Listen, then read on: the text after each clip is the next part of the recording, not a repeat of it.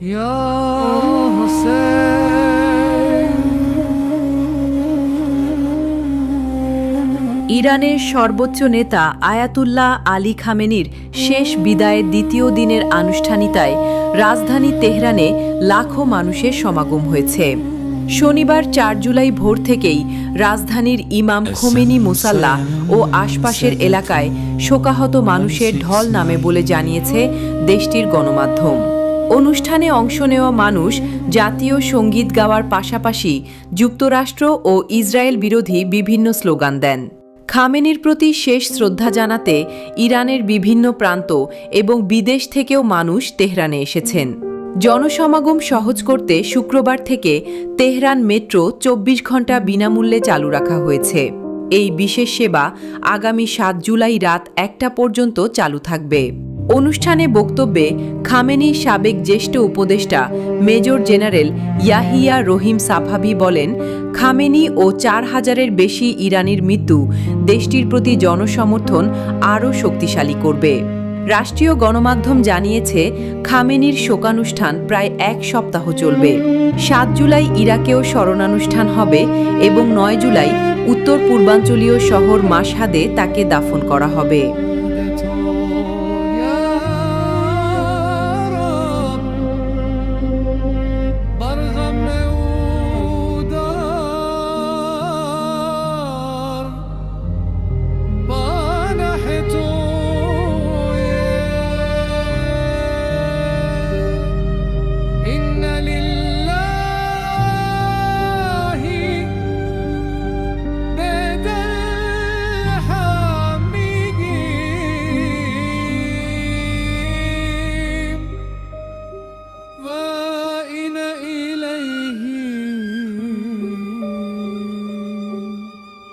راجعون میگیم اینا الیه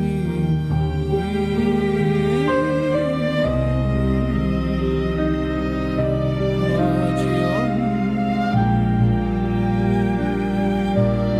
یا حسین یا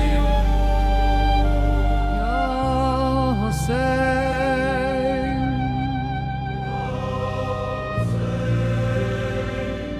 اینا إنا لله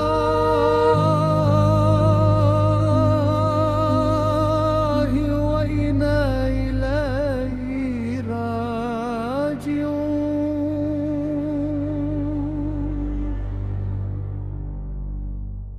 أصلا نمیشه ببرم درد جدای عزیزمون در هر تبش این دل سنگین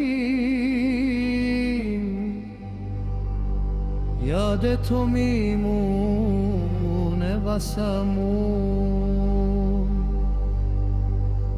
یاد تو میمونه واسمون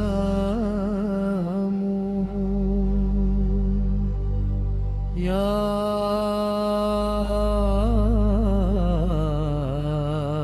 تو میمونه واسمون